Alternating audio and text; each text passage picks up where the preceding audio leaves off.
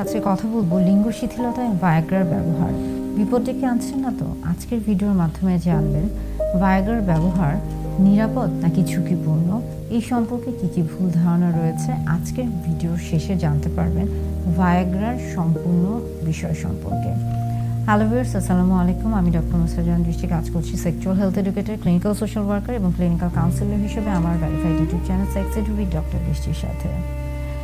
লিঙ্গের শিথিলতা বিভিন্ন কারণে হয়ে থাকে, বিশেষ করে দেখা যায় শারীরিক এবং মানসিক কারণে। শারীরিক যেমন অনেক দিন ধরে যদি কোনো কোমরবিড কন্ডিশনে ভোগা হয়ে থাকে, বিশেষ করে যেখানে রক্তনালীর উপর চাপ পড়ে থাকে, যেমন ধরুন উচ্চ রক্তচাপ, ডায়াবেটিস বা এই জাতীয় যে সমস্যাগুলো রয়েছে। এছাড়াও দেখা যাচ্ছে যে মানসিকভাবে যদি কেউ বিষণ্ণতায় ভুগে থাকেন, দুশ্চিন্তাগ্রস্ত থাকেন, অতিরিক্ত চাপে থাকেন, সেক্ষেত্রে এমনটা হতে পারে। এছাড়া আরও বেশ কিছু বিষয় রয়েছে, যেমন যদি কারো ধূমপান বা অ্যালকোহলের আসক্তি থেকে থাকে, সেক্ষেত্রে এমনটা হতে পারে।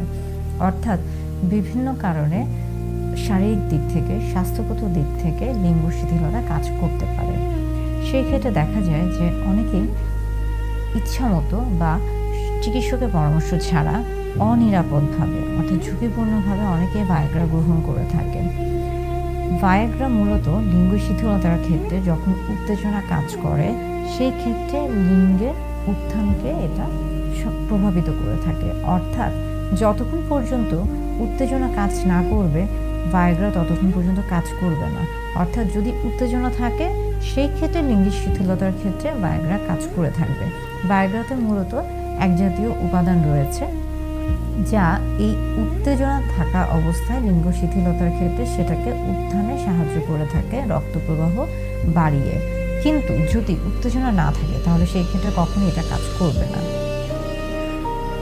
তাহলে লক্ষণ যদি কমানো হয়ে থাকে, অর্থাৎ যখন আপনি রোগ সারাবেন তখনই ভায়াগ্রা কাজ করে থাকবে। যে লক্ষণ এবং উপসর্গের কারণে আপনার শরীরে উত্তেজনা হওয়ার পরেও লিঙ্গ শিথিল হয়ে আছে, সেই ক্ষেত্রে ভায়াগ্রা কাজ করবে। যেমন ধরুন মানসিকভাবে যদি দুশ্চিন্তাগ্রস্ত থাকেন, তাহলে নিজেকে দুশ্চিন্তা মুক্ত রাখার চেষ্টা করতে হবে। শারীরিকভাবে যে স্বাস্থ্যগত যে সমস্যাগুলো রয়েছে, ডায়াবেটিস, উচ্চ রক্তচাপ বা রক্তনালীর যে সমস্যাগুলো রয়েছে, অতিরিক্ত কোলেস্ট্রল, এই জাতীয় সমস্যাগুলো চিকিৎসা করতে হবে বা সারানোর চেষ্টা করতে হবে।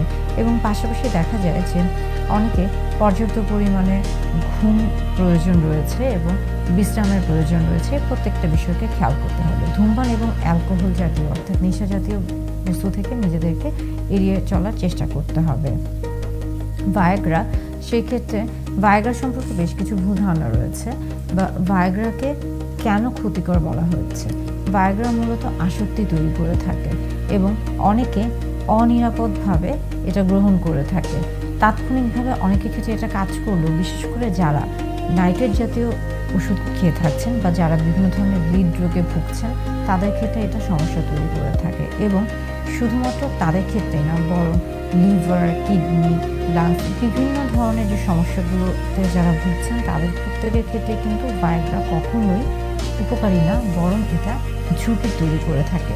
তাই ভায়াগ্রা বা এই জাতীয় ওষুধ সেবনের ক্ষেত্রে অবশ্যই একজন চিকিৎসকের পরামর্শ নেওয়া প্রয়োজন এবং স্থায়ী সমাধানের জন্য চিকিৎসকের পরামর্শ অনুযায়ী জীবনধারা মেনে চলতে হবে।